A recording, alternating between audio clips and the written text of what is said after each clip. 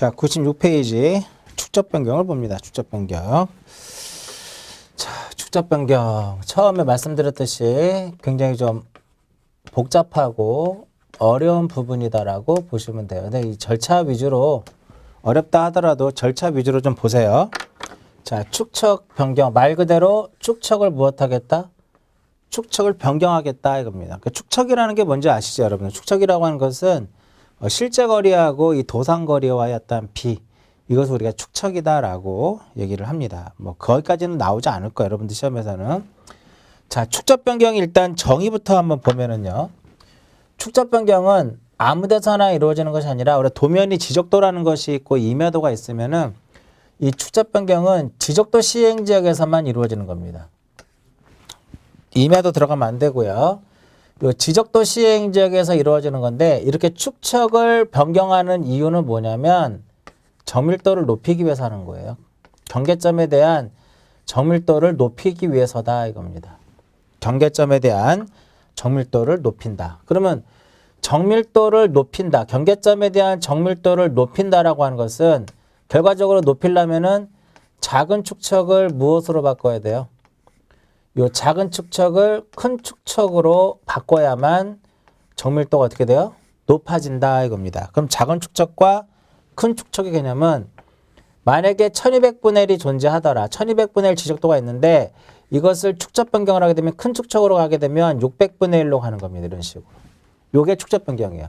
만약에 이 1200을 얼마로 가면 안 된다는 소리야? 2400으로 가면 큰일 나죠. 이것은 축척이 작은 것에서 더 작은 것으로 가는 거죠. 그러니까 큰 것에서 작은 것으로 가는 개념이 된단 말이에요. 이거는 안 된다 이겁니다. 그 축적 변경 왜 하는 거야? 정밀도를 높이려고.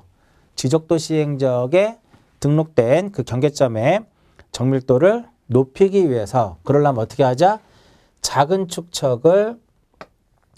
이 작은 축척을 큰 축척으로 바꿔야 된다 이겁니다. 됐죠? 일단 대상을 한 번씩 읽어보세요. 대상은 그렇게 자주 나오는 문제는 아닌데 1번에 보시면 잦은 토지의 이동으로 1필지의 규모가 작아서 소축적으로는 정밀하게 나타낼 수 없을 때 오른쪽 하나의 지번부여지역 안에 서로 다른 축척의 지적도가 존재하는 경우 그 밖에 지적 공부 관리를 위해서 필요하다라고 인정되는 경우. 자, 절차 봅니다. 자, 98페이지로 보시면 돼요. 자, 어떠한 절차에 의할 것이냐 이거냐. 이 축적 변경은 과거에는 지적소관청이 했었는데 지금은 토지 소유자가 신청할 수 있습니다. 누구한테 신청을 할 수 있어요? 지적소관청에게 신청할 수 있더라 이겁니다. 또한 신청도 가능하지만 지적소관청이 어떻게도 할 수 있어요? 지적소관청이 직권에 의해서도 가능하더라 이겁니다. 그래서 축적 변경은 토지 소유자의 어떠한 신청이라든지 지적소관청의 직권에 의해서 할 수 있는데 이때 여기서 이제 중요한 거 하나 나오죠. 토지 소유자가 소관청에게 축적 변경 신청을 할 때는 그 신청서뿐만 아니라 토지 소유자의 얼마 이상의 동의를 얻어야 돼요? 3분의 2 이상의 동의를 얻어야만 된다 이겁니다. 몇 분의 몇? 3분의 2. 공법을 공부하다 보면 3분의 2도 나오고 4분의 3도 나오고 그러죠. 그래서 이제 헷갈릴 수 있어요. 3분의 2 이상의 동의를 얻어서 소관청에 신청을 하거나 아니면 소관청이 어떠한 직권으로도 가능하더라. 이때 지적소관청은 축척을 변경을 하기 위해서는 별도의 다시 무엇을 얻어야 돼요? 별도의 이렇게 승인을 얻어야 된다 이겁니다. 자, 공간정보 구축 및 관리에 관한 법률에서 승인권자 나오면 고민하지 말라 그랬죠? 누구를 쓰자 우리는? 시도지사를 쓰자라고 말씀을 드렸습니다. 그러면 결과적으로 시도지사의 승인을 얻어야 되는데 우리가 지적소관청이 맨 밑에 보세요. 98페이지 맨 동그라미 2번. 지적소관청은 시도지사에게 우리가 승인 신청하기 전에요. 토지 소유자의 동의를 얻고 축척변경위원회의 의결을 거친 후 승인 신청을 하는 겁니다. 토지 소유자의 동의를 얻고 얼마의 동의를 얻어야 된다? 3분의 2 이상의 동의를 얻고 축척변경위의 의결을 거친 후 시도지사에게 승인 신청을 해야 된다 이겁니다. 근데 반드시 승인 신청하는 것은 승인을 받는 것은 아니더라 이겁니다. 그래서 기업과 오른쪽 페이지 상단에 기업과 니은의 경우에는 시도지사에 무엇을 하지 않고 승인을 얻지 아니하고 축척을 무엇할 수 있다? 변경할 수 있더라 이겁니다. 기억에 뭐라고 쓰였냐면 합병하려는 토지가 축척이 다른 지적도에 각각 등록되어 있어서 축적 변경을 하는 경우 줄여서 그냥 뭐라 합병을 하려고 축척을 변경하는 경우 니은 도시개발 사업 등의 시행지역에 있는 토지로서 그 사업 시행에서 제외된 토지 이렇게만 기억하시면 돼요. 그래서 합병, 제외 이렇게 기억하시라 이거야. 합병, 제외 이러한 경우에는 시도지사의 승인을 얻지 않는다 이겁니다. 그 다음에 중요한 거로 나와요. 승인 나오죠? 이때 소관청이 시도지사에게 제출할 서류는 동의를 받아야 되니까 동의서, 의결을 받아야 되니까 의결서, 그 다음에 축적 변경 그 사유를 기재한 신청서 제출할 것이고요. 그 다음에 지번 등 명세라는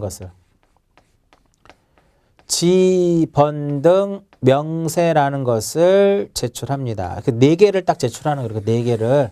그래서 시험에 나올 수가 있다라는 거예요. 4개를 제출하기 때문에. 그래서 옛날에는 이거 제출했었거든요. 지적도 4번. 과거에는 요 지적도 4번을 제출하도록 됐는데 요게 삭제됐죠. 그래서 이제 공무원 시험 같은 경우는 요 지적도 4번 제출해라 엄청 시험에 잘 나왔습니다. 자, 이 지적도 4번을 제출하지 않는 이유는 이렇게 승인 신청을 받은 시도지사는 행정정보를 이용을 해서 행정정보를 통해서 지적도를 무엇하도록 되어 있어요? 확인하도록 되어 있어요. 그래서 얘는 제출 서류가 아니다 이겁니다. 그래서 2번에 그 내용이 나와 있죠. 시험에 지적소관청이 시도지사에게 승인 신청 시 제출 서류가 아닌 거라면 이거 쓰시면 돼요. 됐고요. 넘어갑니다. 100페이지. 자, 승인을 딱 했습니다. 그럼 여기서 시도지사 승인이 딱 떨어졌죠. 그런 지체 없이 이제 무엇 하면 돼? 지체 없이 시행 공고를 합니다. 지체 없이 축적 변경을 시행하겠다라고 공고를 합니다. 뭐가 가장 중요할까요? 20일이죠. 20일 이상. 20일 이상 공고한다. 이게 가장 핵심입니다. 20일 이상 공고해야 된다. 공고. 좀 더 이제 공부하신 분들은 그러면 어떠한 내용들을 여기다 공고를 할 것이냐. 이 부분이 이제 가장 이제 공부량이 부족하신 분들은 이쪽까지 외우지 못하니까 이쪽에 나오면 당연히 틀릴 확률이 상당히 높다라는 거죠. 자, 우리가 축적 변경을 하기 위해서는 목적이 존재하겠죠. 목적, 그 다음에 기간, 지역, 시행기간, 지역 이런 것들. 그리고 축척이 바뀌면 면적이 늘어날 수도 있고 줄어들 수 있어요. 그때 우리가 하는 것을 청산이라고 합니다. 청산. 그래서 청산을 하는데 어떻게 청산할 것이냐. 청산 방법. 그리고 토지 소유자들이 협조할 사항들. 토지 소유자의 협조 사항들. 그 다음에 축척 변경에 대한 세부 계획 사항들. 이러한 것들을 며칠 이상, 20일 이상 시군구 게시판 및 리동 게시판에다가 시군구 게시판 및 리동 게시판에다가 고시를 합니다. 공고를 합니다. 주민들이 볼 수 있도록 한다라는 거죠. 자, 날짜 중요하고요. 날짜 중요하고 고득점을 맞으실 분들은 요 내용까지도 숙지를 하셔야 된다 이겁니다. 요 내용까지도. 그 다음에 이제 공고가 딱 떨어지면은요. 공고 딱 떨어지면 며칠 이내? 30일이죠. 날짜 중요하겠죠. 30일 이내 현재 자기가 어떤 토지를 소유하고 있으면 현재 자기가 점유하고 있는 그 경계점에 점유하고 있는 데다가 경계에다가 말뚝을 딱 박아야 된다 이거죠. 30일 이내에 토지 소유자. 토지 소유자는 무엇을 설치해라? 경계점 표지. 경계점 표지를 설치를 하도록 되어 있더라 이겁니다. 그럼 경계점 표지를 설치하는데 어디에다가 경계점 표지를 설치를 해야 되느냐. 토지 소유자가 점유하고 있는 경계에다가. 점유를 하고 있는 경계에다가 뭐를 설치해라? 경계점 표지를 설치를 해. 경계점 표지를 설치를 해야만 그것을 기준으로 해서 우리가 축척 변경을 위한 측량에 들어가는 거거든요. 됐죠? 요게 경계점 표지를 설치하는 거니까 이게 일명 우리 어떤 측량에 속하는 거냐면 이것이 일명 경계복원 측량. 경계복원 측량이 이것에 해당이 되더라. 경계복원 측량. 그럼 이제 경계를 복원을 했어요. 경계점 표지를 설치했어. 이렇게 설치했다 이거지. 이렇게. 그러면 이 경계점 표지를 기초로 해서 얘를 기준으로 해서 축척 변경을 위한 무엇을 실시한다? 측량을 실시를 한다 이겁니다. 그래서 맨 위에 보면 측량의 실시 나오죠? 1번에 뭐라고 써있냐면은 지적소관청은 축척 변경 시행적 안에 각 필지별 지번, 지목, 면적, 경계 또는 좌표를 새로이 정해야 한다. 동그라미 2번. 2번의 마지막 줄에 뭐라고 써있어요? 토지 소유자가 설치한 경계점 표지를 무엇으로 해서 이것을 무엇으로 해서 기준으로 해서 축척 변경을 위한 뭐를 실시하자? 측량을 실시를 하자 이겁니다. 동그라미 3번은 요거예요. 합병하고자 축척을 변경할 때는 승인 얻는다 안 얻는다? 얻지 않는다. 이와 같이 이렇게 시도지사의 승인을 얻지 아니하고 축척을 변경하는 경우는 토지의 표시 중에 무엇만? 면적만 새로이 정한다 이겁니다. 이 경우에는 면적만 새로이 정한다 이렇게 표현이 돼야 돼요. 그 다음에 4번. 4번에서는 니은만 보시면 돼. 니은. 자, 측량을 실시를 해서 토지의 표시를 새로이 결정하는 거잖아요. 측량을 실시를 해서 토지의 표시를 결정하는데 이 토지의 표시 중에 여기서 이제 면적이 중요하더라. 면적. 토지의 표시 중에 무엇? 면적. 자, 기존의 면적하고 후의 면적이 서로 어때야 돼요? 그러니까 축척 변경 시행 전, 시행 후 면적이 일치를 해야 되는데 이것이 불일치했을 때 무엇을 계산한다? 허용 범위를 계산합니다. 면적에서 설명해 드린 것 같아요. 허용 범위 무엇일 때는 허용 범위 이내일 때는 무슨 면적으로 가고? 전면적으로 가고 이것이 만약에 허용 범위를 무엇한다면 허용 범위를 초과한다면 무슨 면적으로 가자? 후면적으로 가자 이겁니다. 허용 범위 이내일 때는 전면적, 허용 범위를 초과할 때는 후면적 이렇게 기억하시면 되겠고요. 디귿은 디귿 보시면 경계점 좌표등록부를 비치하지 아니하는 지역을 경계점 좌표등록부를 비치하는 지역으로 축척 변경하는 경우 보통 축척 변경은 100% 도해를 좌표로 가요. 그러니까 경계점 좌표등록부가 현재 없는데 경계점 좌표등록부를 비치하는 것으로 축척 변경을 하고자 한다. 그럴 때 경계복원은 평판 측량에 의해서 복원을 합니다. 그러고 나서 후에 경위를 가지고 측량을 해서 경계점을 좌표로 하겠다. 그런 의미를 써놓은 건데 굉장히 좀 전문적이고 기술적인 부분이기 때문에 중개사 공부하시는 분들은 이쪽 분야를 이쪽 부분에 이제 경험이 없으시면 조금 내용 자체가 어려운 내용이라고 볼 수 있어요. 자, 이렇게 해서 이제 면적에 뭐를 가져와? 증감을 가져오죠. 그럴 때 이제 뭐를 작성? 지번별 조서라는 것을 작성을 해요. 축척을 변경하게 되면 면적의 증감이 발생하거든. 그때 작성하는 것을 무엇이란다? 지번별 조서. 얘는 지번별 조서는 면적에 무엇을 기록하는 거예요? 필지별, 면적의 증감, 내역을 기록한 것을 무엇이라 한다? 이것을 지번별 조서다라고 얘기를 합니다. 그래서 맨 밑에 줄에 보시면 지적소관청은 축척 변경에 관한 측량을 완료했을 때는 시행공고 현재, 시행공고를 기준으로 하는 거예요. 시행공고일 현재의 공부상의 면적과 측량 후의 면적을 비교하여 그 변동사항을 표시한 그걸 뭐라 그래? 지번별 조서다라고 얘기를 합니다. 다음 페이지. 공부정리 등의 정지라고 나오죠. 자, 이때 면적의 증감이 있으면 청산이라고 하는 작업을 거치고요. 청산이 완료되면 청산이라고 하는 것은 이게 어떤 의미냐면은 면적이 줄어들었을 때는 받아야 되겠죠. 면적이 더 커지면 또 그만큼 내야 되겠죠. 그걸 청산금이라고 합니다. 청산이 완료됐다라고 하는 것은 청산금의 납부와 지급이 끝났다라는 거야. 청산금의 납부와 지급이 완료된 겁니다. 이때 지적소관청은 지체 없이 무엇을 한다? 지체 없이 확정 공고를 딱 합니다. 그래서 이때부터 시행 공고일로부터 이때까지 여기가 바로 뭐야? 확정 공고할 때까지 지적 공부 정리 못 하고요. 지적 공부 정리 못 하고 경계 복원 측량도 못 합니다. 원칙적으로는 못 하더라 이겁니다. 정지. 다만 이 경우 토지 소유자가 며칠이네? 토지 소유자가 30일 이내에 경계점 표지 설치를 해야 되겠죠. 그러기 위해서 경계복원 측량을 해야 되는 것은 예외 규정이더라 이겁니다. 그 다음 밑에 이제 8번 청산. 청산은 언제 해요? 면적에 뭐가 있을 때? 증감이 있을 때. 근데 청산을 하지 아니할 수도 있다라는 거죠. 기역과 니은에 나오죠. 1번과 2번. 청산을 하지 아니할 수도 있다. 첫 번째가 어떤 경우냐면은 면적의 증감이 허용 범위 무엇일 때? 이내일 때. 허용 범위 공식이 이렇게 되거든요.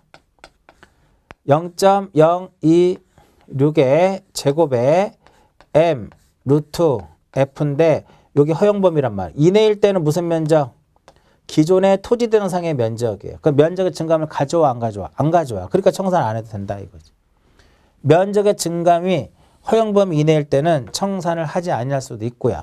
또 하나 토지 소유자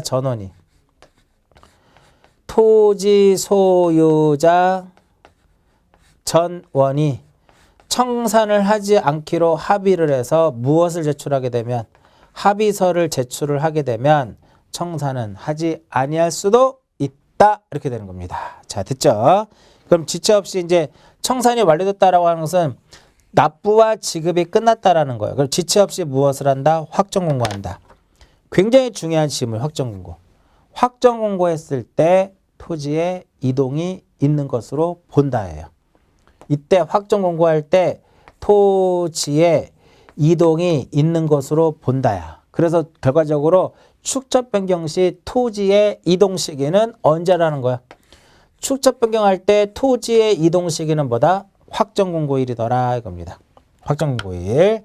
난이도 높게 나왔을 땐 그러면 확정 공고할 때 어떠한 내용들을 공고하느냐 이겁니다. 일단 소재 지역명 들어갈 거고요. 소재 지역명. 쉽게 생각하시면 돼요. 소재 지역이 빠질 수가 없고 지적도의 축척이 바뀌죠? 도면의 축척이 바뀌죠? 지적도의 축척이 들어가는 거야. 지적도의 축척이 들어가더라 이겁니다. 됐죠? 그리고 지번별 조서 요거 지번별 조서가 들어가고요. 하나 더 들어가는 것이 청산금의 조서. 청산금의 내역을 기준, 이따 선장 산출 내역을 기재하거든요. 청산금의 조서. 청산금의 조서. 딱 보기가 4개잖아. 4개니까 딱 나올 수 있다라는 거예요. 이렇게. 요것을 공고합니다. 그리고 나서 오른쪽 페이지에 공부에 등록을 하는 겁니다. 결의서는 한번 읽어보시고요. 등록을 하더라. 즉 등록을 한다라고 하는 것은 지적 공부를 무엇하겠다라는 거야. 지적 공부를 정리하겠다 이겁니다. 그리고 이 축적 변경은요. 역시 축척이 바뀜으로써 지번도 바뀌고 면적도 증감이 발생하니까 토지의 이동입니다. 그래서 마지막으로 토지의 이동이기 때문에 등기를 무엇해준다? 등기를 촉탁한다 이렇게 표현하는 겁니다. 자, 여기서 큰 절차 다시 보세요. 첫 번째 무엇? 공고한다. 시행하겠다라고 공고를 합니다. 그럼 토지 소유자가 경계점 표지를 설치를 합니다. 그것을 기준으로 해서 축적 변경을 위한 측량을 합니다. 면적의 증감 내역을 기록합니다. 지번별 조서에다가. 그래서 청산을 딱 하는 거죠. 청산이 모두 끝나면 확정 공고하고 공부 정리하고 토지의 이동이니까 등기를 무엇한다? 촉탁하는 겁니다. 가장 중요한 건 역시 날짜예요. 20일하고 며칠? 20일하고 30일이더라 이겁니다. 다음 페이지 이제 청산 절차 나오죠. 자, 청산이라고 하는 것은 이 청산이라고 하는 면적의 증감이 있는 거죠. 청산이라고 하는 것은 이 청산은 면적에 무엇이 있을 때 하는 것이다. 이 면적의 증가와 감소가 있을 때 하는 겁니다. 면적의 증감이 있을 때 하는 것이 바로 청산이에요. 그러기 위해서는 청산금은 아까 얘기했듯이 면적이 줄어들면 줄어든 만큼, 면적이 늘어나면 늘어난 만큼 돈을 납부하고 지급받는 거죠. 그러기 위해서는 이 필지당, 제곱미터당 필지가 제곱미터당 얼마인지 금액을 알아야 되는 거죠. 그래서 지번별, 요 지번별 제곱미터당 금액을 무엇을 하는 것이다? 금액을 결정을 해야 돼요. 그래야 우리가 청산금을 산정하겠죠. 그래서 지번별 제곱미터당 금액을 결정을 해야만 청산금을 우리는 산정할 수 있습니다. 이때의 지번별 제곱미터당 금액 결정은 축척변경위원회의 의결을 거칩니다.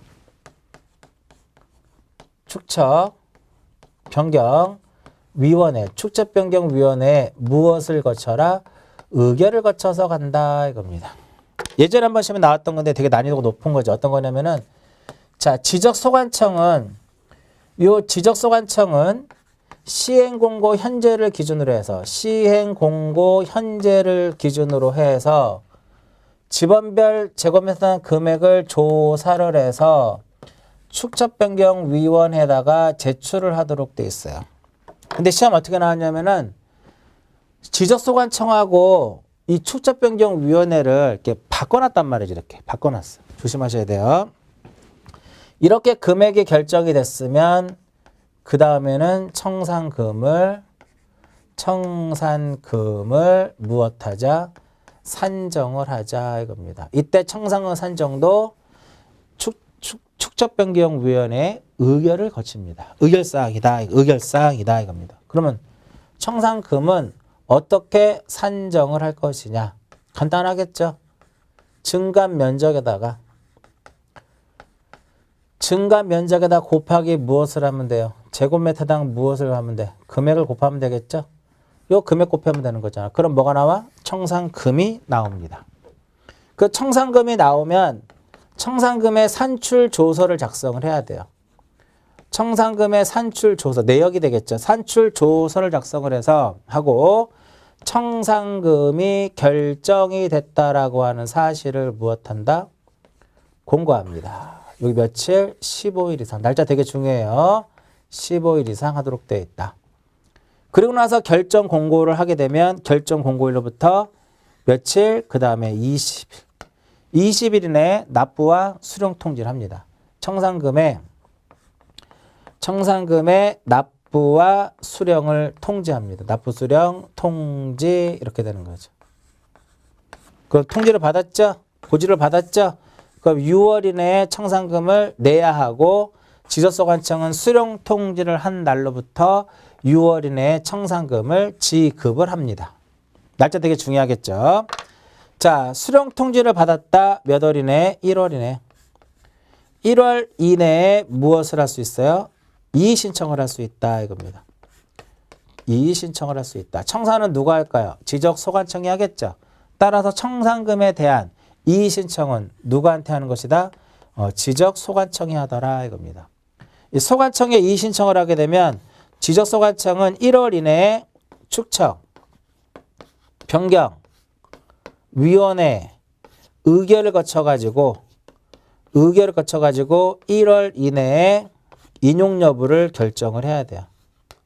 인용 여부를 결정해야 된다 이겁니다. 누구의 의결을 거쳐서? 축척변경위원회 의결. 그래서 우리 축척변경위원회의 기능 중에 대표적인 것이 이 청산과 관련되는 것들, 청산 관련된 거. 자, 청산에서 뭐가 중요해?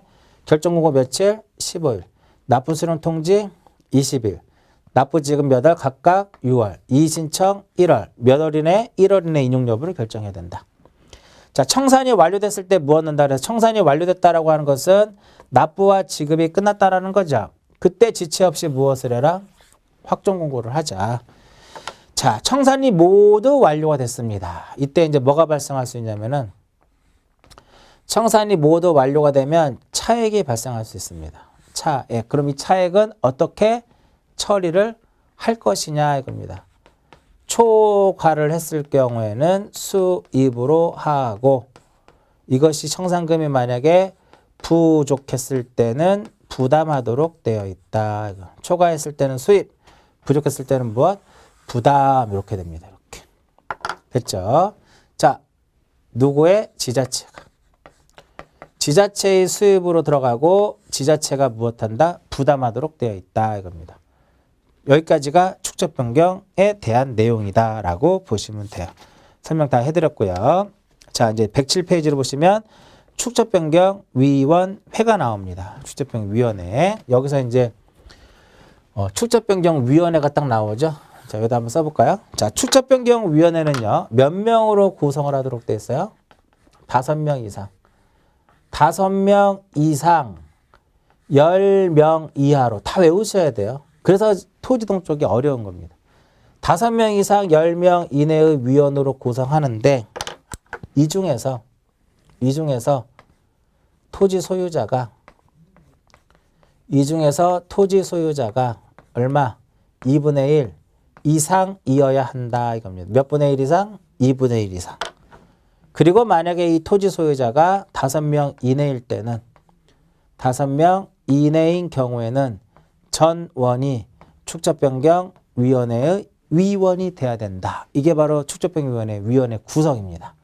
그럼 여기서 이 축적변경위원회의 기능은 어떤 것들이 있느냐 다 했던 거예요. 보시면 첫 번째 여기 뭐 있다? 첫 번째 지번별 제곱미터당 금액 결정에 관한 사항. 두 번째 무엇이다? 청산금의 산정에 관한 사항. 세 번째 무엇이다?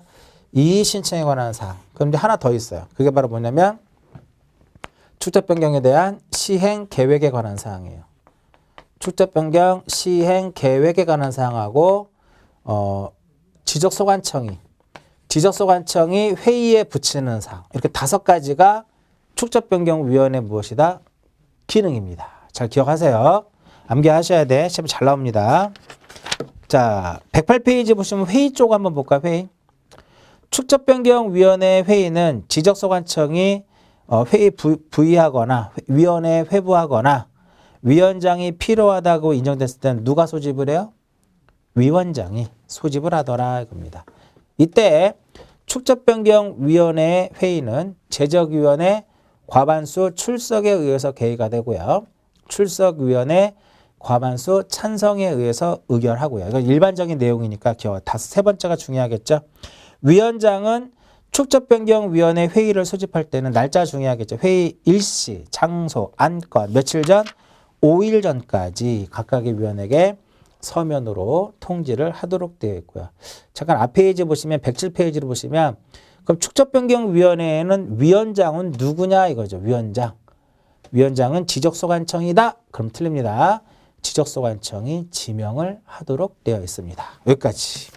그 다음 넘깁니다. 쭉 넘겨서 110페이지로 보시면 이제 뭐가 나와요? 등록사항 정정이 나옵니다. 역시 이 등록사항 정정도 해마다 한 번씩은 언급이 되고 있는 그런 문제라고 볼 수 있어요. 등록사항 정정.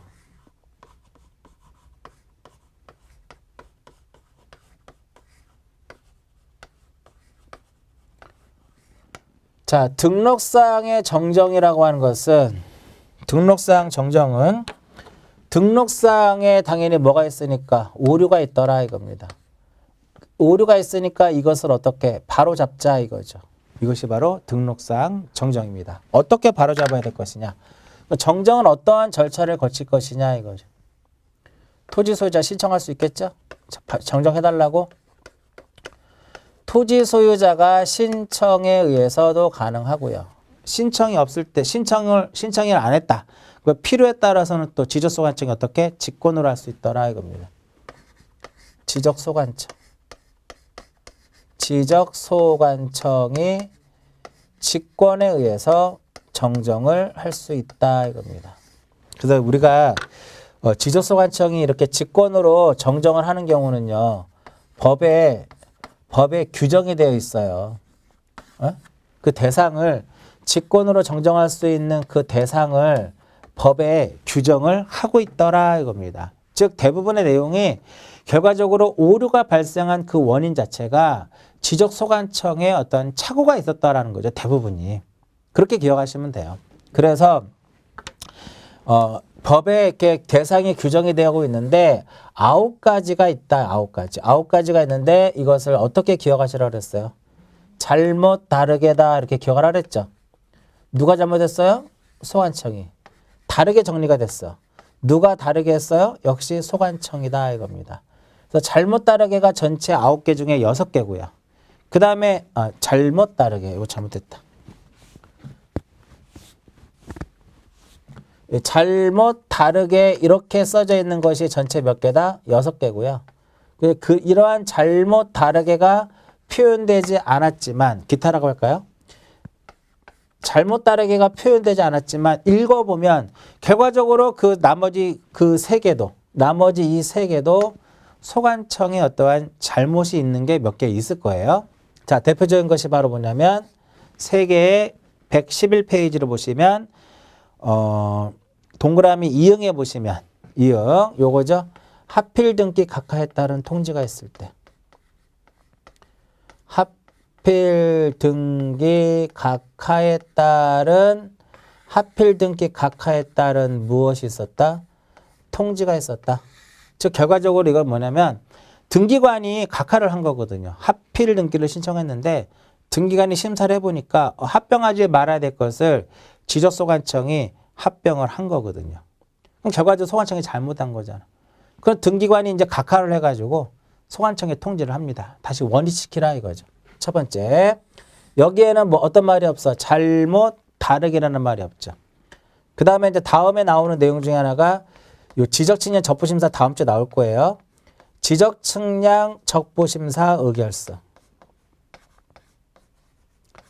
지적측량 적부심사 의결서에 만약에 면적을 정정해라. 경계를 정정해라. 그것은 이제 소관청에 딱 보내줍니다. 소관청은 그대로 정정해 주면 됩니다. 그 다음에 교재에 나와 있는 티귿 읽어보면은요.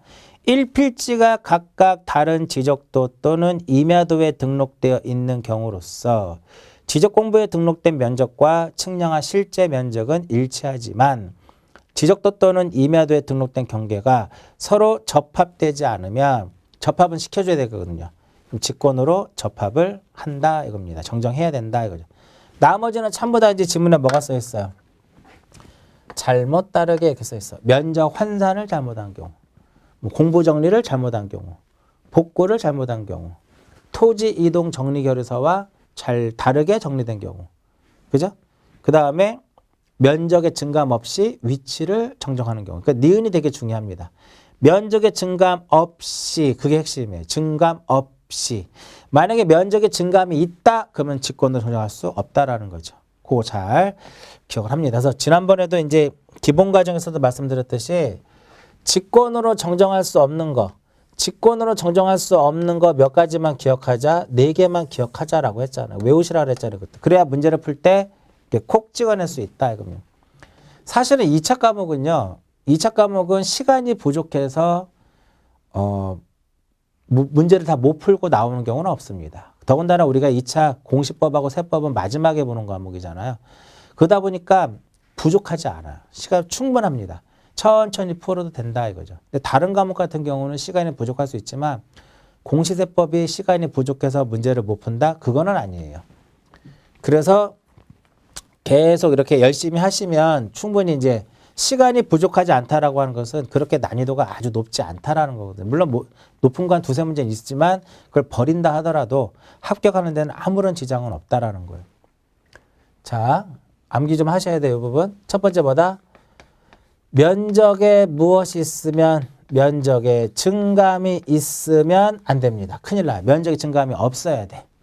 두 번째, 지적 측량을 잘못한 경우. 지적 측량을 잘못한 경우 이렇게 보시고, 지적 측량을 잘못하면 다시 측량을 해야지 그거를 뭐 정정하는 그런 개념이 아니고요. 그 다음 대장하고 등기부가 서로 안 맞았어. 등기가 안 맞았어. 안 맞았는데 불일치했는데 그 불일치가 토지의 표시였다 이겁니다. 그 불일치가 토지의 표시였다 이겁니다. 뭐가 잘못됐을까요? 얘가 잘못된 거잖아. 얘는 정정할 이유가 없는 거죠. 그 다음에 마지막 요즘 들어서 가장 많이 나오는 지문, 요게 일단 가장 많이 나오고요. 그 다음에 많이 나오는 게 이겁니다. 미등기 토지의 소유자를 무엇하는 경우? 정정하는 경우. 미등기 토지의 소유자 정정은요. 가족관계 기록상 증명서에 의해서 소유자를 정정을 해야 되기 때문에 직권으로는 안 됩니다. 자, 이제 111페이지에 대한 설명해 드렸고요. 왼쪽 페이지 다시 보시면 여기서 이제 등록사항이라고 이렇게 표현, 등록사항. 그러니까 등록사항 크게 두 가지다, 이렇게 두 가지. 하나는 뭐? 토지의 표시. 하나는 토지의 표시. 그 다음에 또 하나는 무엇이다? 소유자. 소유자부터 먼저 할까요? 자, 등록사항을 정정을 하는데 그것이 소유자에 관한 사항이야. 즉, 소유자의 무엇이라는 거야? 소유자의 성명이라든지 주소라든지 그 다음에 무엇을 나타내는 거죠? 주민번호더라 이겁니다. 그랬을 때 어떻게 우리가 이것을 정정할 것이냐의 얘기죠. 이것이 만약에 등기되어 있다. 아니면 무엇이 되어 있다? 미등기되어 있다. 만약에 등기되어 있으면 무엇을 가지고? 등기관서에서 등기한 것을 증명한 것을 제공이라. 등기관서에서 등기한 것을 증명하는 것을 제공한, 등기한 것. 등기관서에서 어떠한 증명한 것들. 전부 다 앞에 뭐가 들어가요? 등자가 들어가죠? 하나, 둘, 셋, 넷. 전부 다 뭐가 들어간다? 등자가 들어가더라. 등자가 들어간다 이겁니다. 어떤 것에 의할까요? 등기사항 증명서. 그 다음에 등기완료 통지서. 그죠? 등기 필증. 그죠? 그 다음에 등기 전산 정보 자료. 등기 필증. 등기 완료 통지서. 등기 완료 통지서. 등기사항 증명서.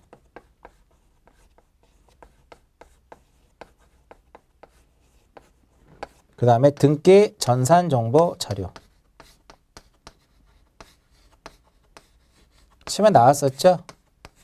앞에 다 특이점이 뭐야? 앞에 특이점이. 등자가 들어간다 이겁니다. 근데 시험에 이게 한번 나오죠. 등기 접수장. 등기 접수장하고는 아무런 관련이 없더라 이겁니다. 그 다음 미등기 토지는 등기가 되어 있지 않는 미등기 토지이기 때문에 이것이 없는 거죠. 그래서 등기된 토지는 이것에 의하지만 등기되어 있지 않다라면 가족관계 등록사항 증명서.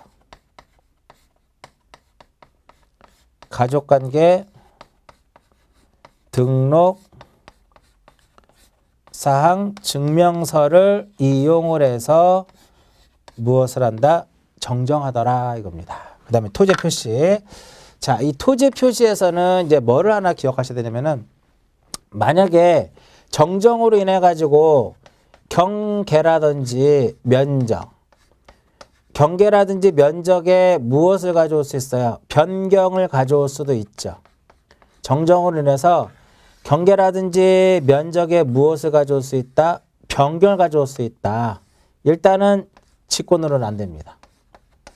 직권으로는 안 되고요. 신청에 의해서만 가능합니다. 또한 이렇게 경계와 면적이 바뀌면 그걸 바로잡으려면 측량이라는 것을 해야 돼요. 그게 바로 무슨 측량이냐? 등록사항을 바로잡기 위한 측량이야. 그죠? 그래서 뭐를 제출해야 되냐면은 그래서 등록사항 정정, 등록사항 정정 측량 성과도 이것을 제출을 해야 된다 이겁니다. 또 이해관계인이 존재할 때는 이해관계인의 승낙서 이런 것들을 제출해야 됩니다. 110페이지 쪽에 보시면 되겠고요. 111페이지 맨 하단부를 봅니다. 지적공부의 등록사항 중 이렇게 경계와 면적의 변경을 가져오는 어떤 지적 측량을 수반하는 그러한 등록사항 정정이더라 이겁니다. 그럴 때는 그 정정이 완료될 때까지 그 지역에서 그 필지에 대한 지적 측량은 정지시키더라 이겁니다. 그 정도 기억하시고요. 그 다음 페이지. 자, 112페이지를 보시면 토지 소유자에 관한 정정해가지고 요게 1번이네요. 요게 1번이고 요게 2번이에요. 이렇게 보시면 되겠고요. 그 다음 4번에 등록사항 정정 대상 토지 관리 가로놓기가 한번 시험에 이제 출제가 됐었죠. 자, 1번 보시면 지적소관청은 토지의 표시가 잘못 있음을 발견했을 때는 지체 없이 등록상 정정에 필요한 서류와 성과도를 작성하고 결의서를 작성한 후 그 다음에 중에 대장에 우리가 토지 대장에 사유란 있죠?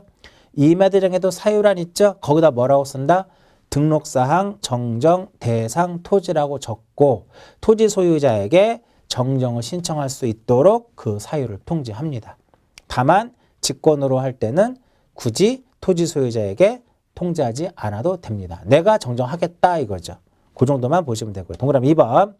등록상 정정 대상 토지에 대한 대장을 열람하게 하거나 등본을 발급하는 때에는 등록상 정정 대상 토지라고 적은 부분을 흑백의 반전으로 표시하거나 붉은색으로 적어야 한다는 거.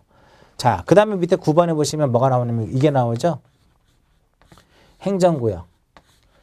행정구역에 무엇이 바뀐다? 명칭이 변경이 되더라 이겁니다. 자, 행정구역의 명칭 변경도 토지 이동이다 아니다? 행정구역의 명칭 변경도 토지 이동이다 이겁니다. 그죠? 왜? 소재가 바뀌잖아. 지번도 바뀌고. 오른쪽 페이지 보시면 행정구역의 명칭이 변경이 되면 지적공부에 등록된 토지의 소재는 새로운 행정구역의 명칭으로 변경된 것으로 본다 이겁니다. 굳이 행정 명칭이 바뀌었는데 공부를 정리하지 않아도 이미 바뀐 것으로 본다라는 거죠. 그 다음에 지번부여지역의 일부가 행정구역의 개편으로 다른 지번부에 속하게 되면 역시 지번을 새롭게 부여를 해야 된다 이겁니다. 여기까지 정리하고요. 잠시 쉬었다가 이제 토지동의 마지막 부분이죠. 신청을 해서 신청의 특례 부분, 그 다음에 공부 정리하고 등기를 촉탁하고 토지 소유자 통지하는 마지막 절차가 하나 더 남았죠. 잠시 쉬었다가 토지동 마지막 부분을 하고요. 자, 이번 시간 여기서 마치도록 하겠습니다.